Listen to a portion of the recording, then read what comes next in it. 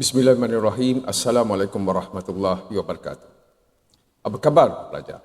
Kita teruskan pembelajaran kita sebagai persediaan untuk menghadapi peperiksaan. Khususnya sejarah Islam semester 2 ini. Hari ini saya akan menjelaskan tentang satu soalan dalam tema 3. Soalannya berbunyi, bagaimanakah reaksi masyarakat tempatan terhadap pemerintahan kuasa barat di Algeria abad ke-19 hingga abad ke-20? Dalam soalan ada 4 perkara penting yang mesti kita kuasai dan faham. Pertama, apa yang dikatakan sebagai tugasan, iaitu bagaimanakah. Ini kita nak memberi satu penjelasan tentang bagaimanakah apa, iaitu kehendak soalannya, reaksi masyarakat tempatan terhadap pemerintahan kuasa barat di Algeria.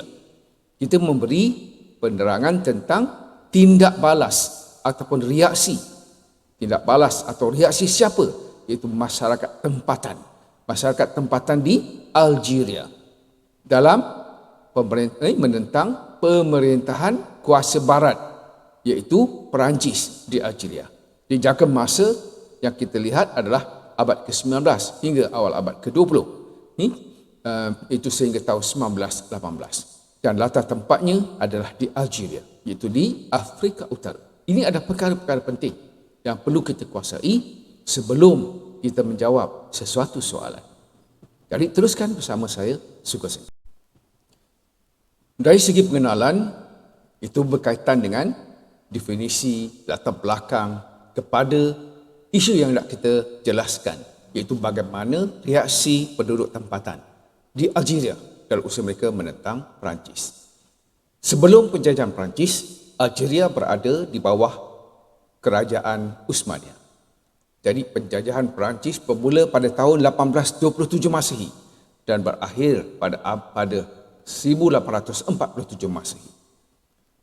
Kelemahan kerajaan Uthmaniyah pada abad ke-18 dan abad ke-19 telah memberi ruang kepada pendudukan Perancis di Algeria. Antara perkara penting yang menyebabkan Perancis berminat untuk menguasai Algeria disebabkan oleh kekayaan sumber asli yang terdapat di Algeria, terutamanya minyak dan gas, yang menyebabkan mereka ingin menguasai negara tersebut. Perkara ini boleh berlaku setelah Algeria yang sebelum ini adalah sebahagian daripada wilayah Uthmaniyah tidak lagi berada dalam kawalan kerajaan Uthmaniyah yang berpusat di Ankara.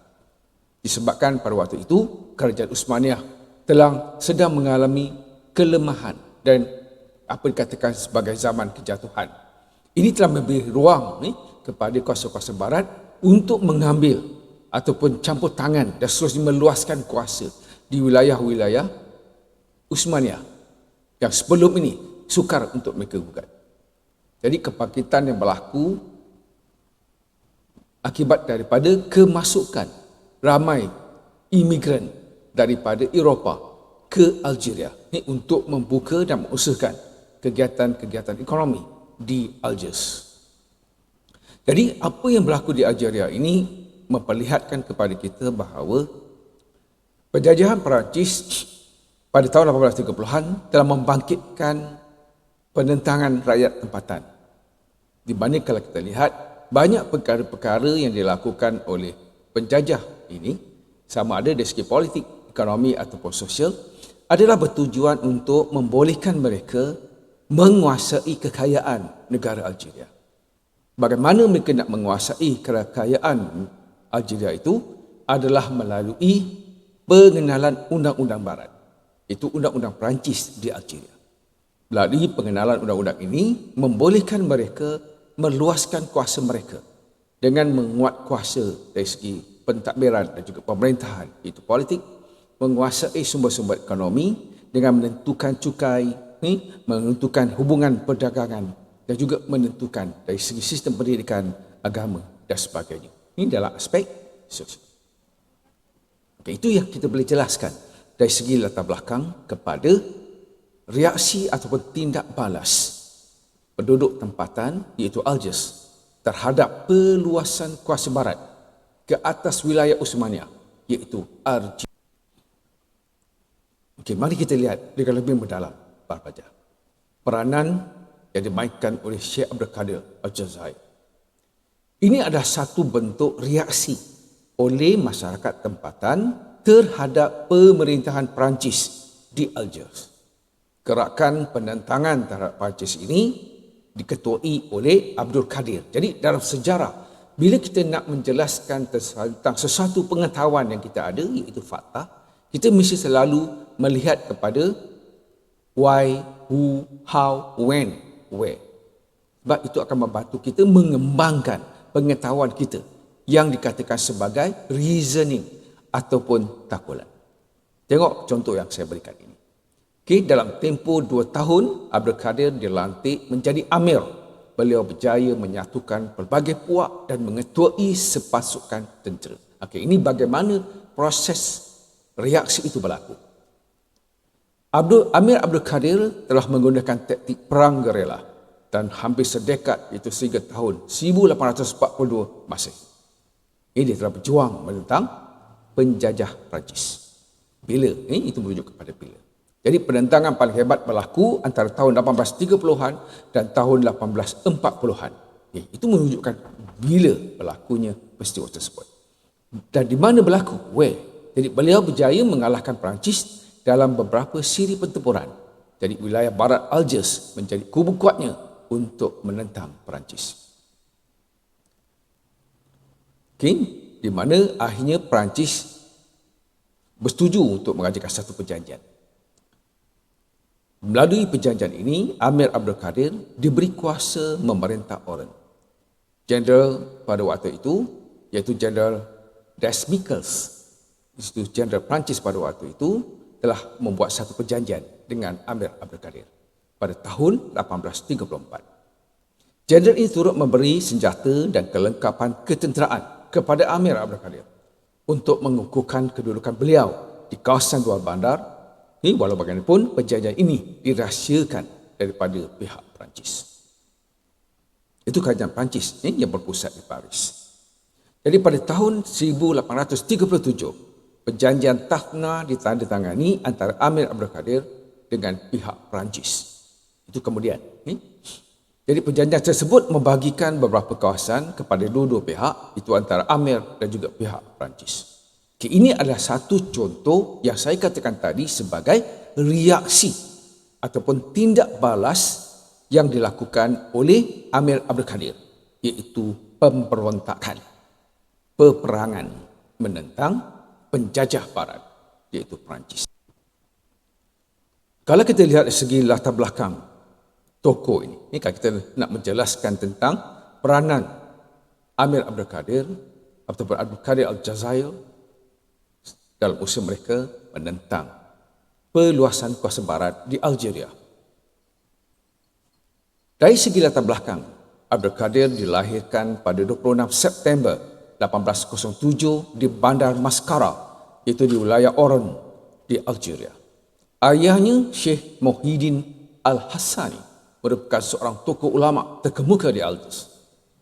Pengalaman Abdul Kadir ini telah berjaya menanamkan semangat dalam diri beliau dan pulang ke Algiers beberapa bulan sebelum penjajahan Perancis. Dalam tempoh 2 tahun, Abdul Kadir dilantik sebagai Amir dan beliau berjaya menyatukan berbagai puak dan melakukan penentangan terhadap Perancis. Okay, bagaimana peranan yang dimainkan oleh Abdul Kadir ini? Kita boleh lihat dalam beberapa perkara. Contoh, beliau mengetuai gerakan penentangan terhadap Perancis.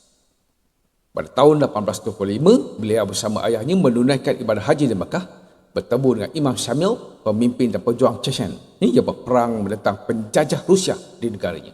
Mereka membincangkan mengenai politik dan nasib umat Islam. Itu asas. Ini permulaan kepada pengenalan tokoh ini kepada Barat.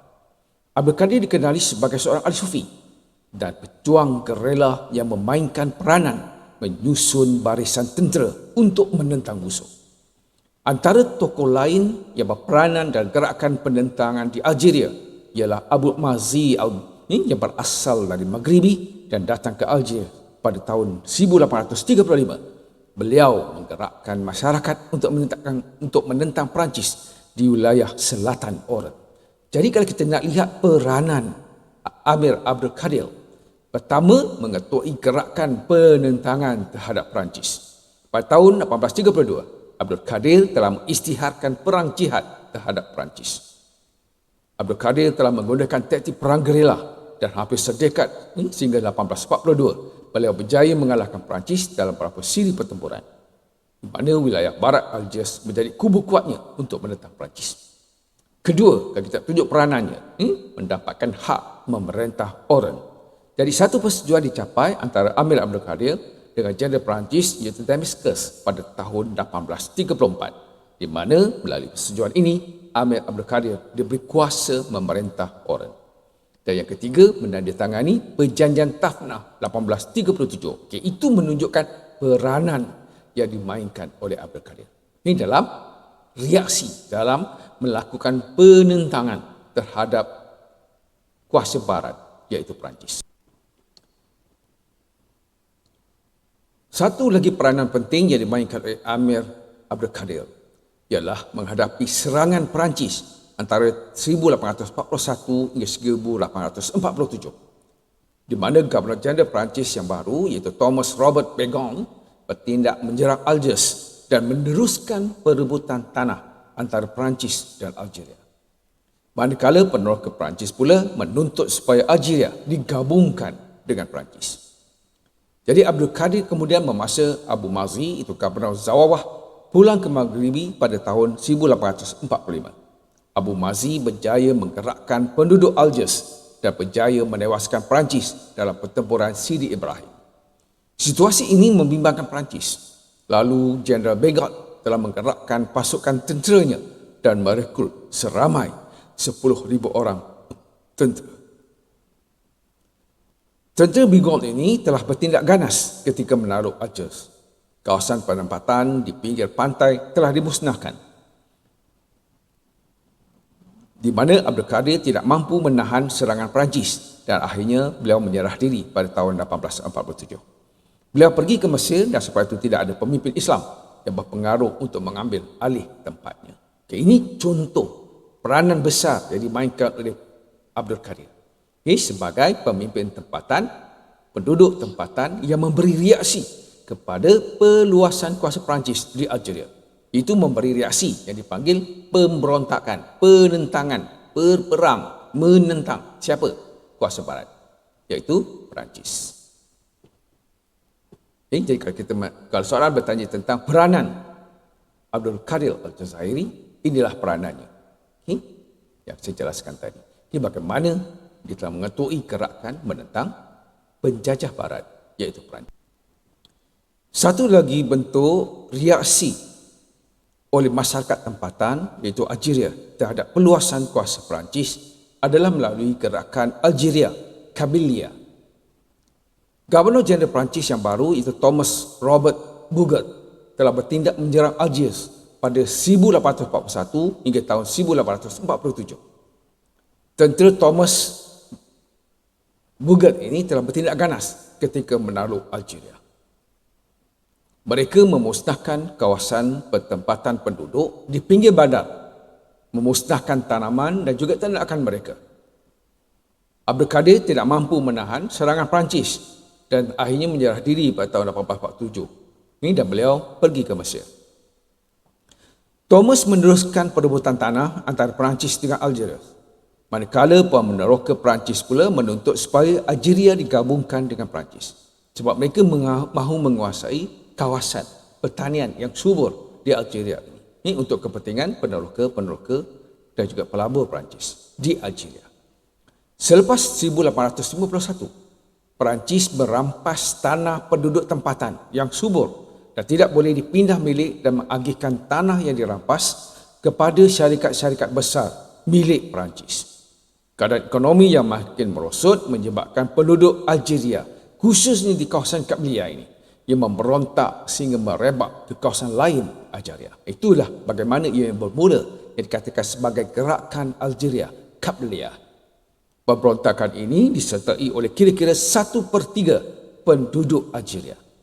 Jadi pemberontakan ini berakhir pada tahun 1872 dan kebanyakan penduduk menjadi miskin serta terpaksa membayar ganti rugi.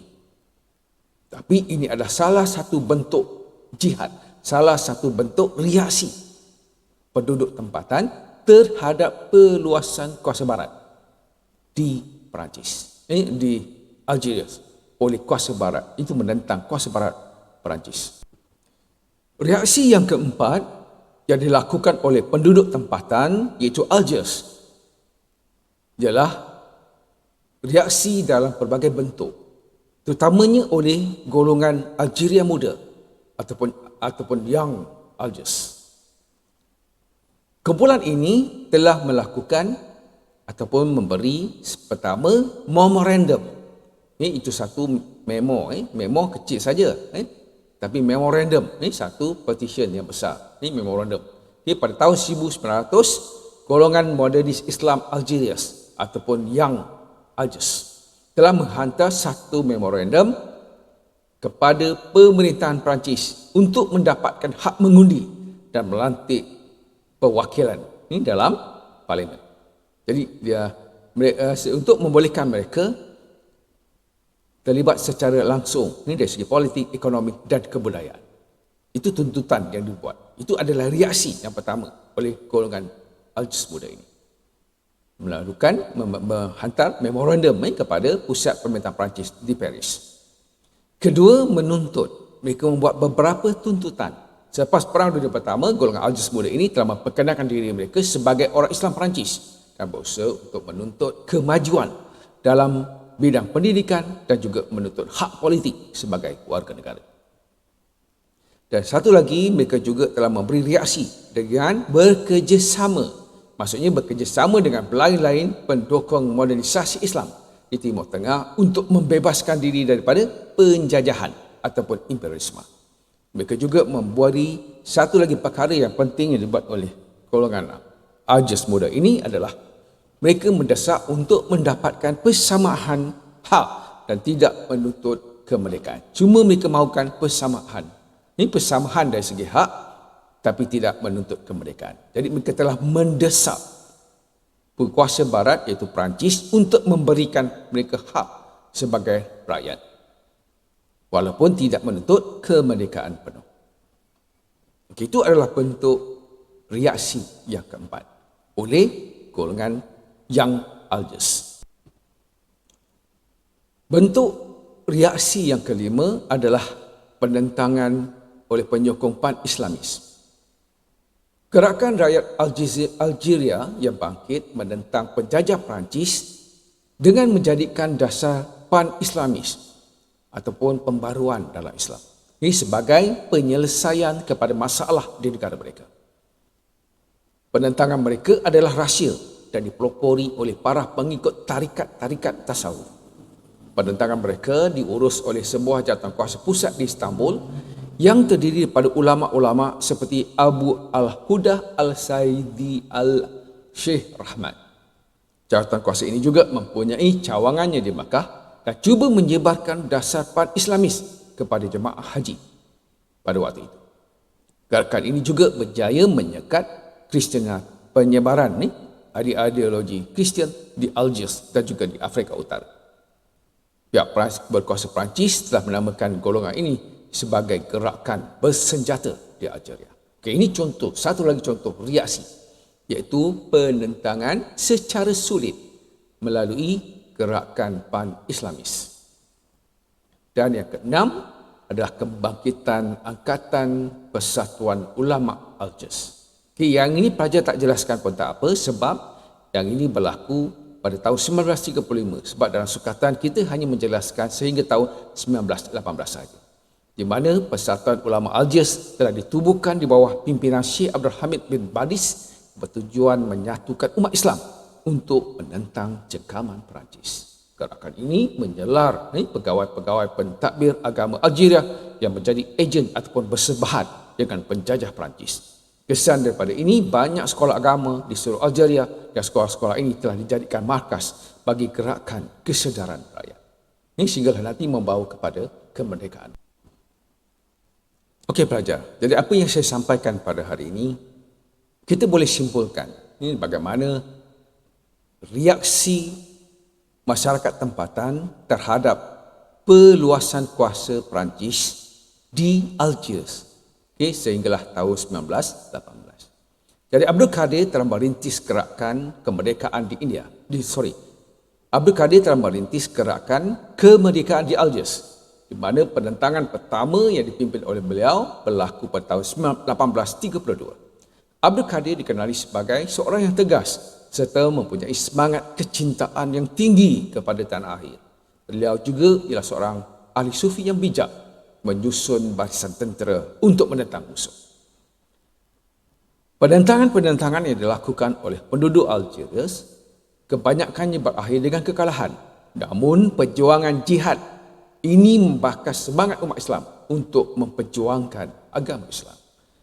Kalau pelajar lihat dari segi ini adalah nota ringkas yang boleh kita gunakan sebagai panduan yang mengatakan bagaimana reaksi itu berlaku. Reaksi bermula dengan penentangan Hussein Bey, kemudian Ahmad Bey, Abdul Kadir, kemudian gerakan Algeria Muda serta pemberontakan Kabiliah. Ini pelajar bertambah lagi, pemberontakan Kabiliah. Di mana penduduk di Kabiliah telah melancarkan pemberontakan menentang perluasan kuasa barat di Perancis. Ini antara isu penting yang pelajar boleh jelaskan. Ini bila kita nak membincangkan tentang bagaimana. Ini bila kita menjelaskan tentang bagaimana, kita perlu kaitkan bagaimana reaksi itu memberi kesan kepada perluasan kuasa barat. Ini dari segi siapa yang membuat gerakan tersebut, apakah tujuannya, bila, di mana, ini bagaimana dia telah memberi kesan, memberi reaksi kepada penentangan tersebut. Berminit bersama Psikosensei. Hari ini kita akan berbincangkan tentang transformasi masyarakat dari segi ekonomi. Perkara penting yang berlaku apabila British meletakkan kuasanya di tanah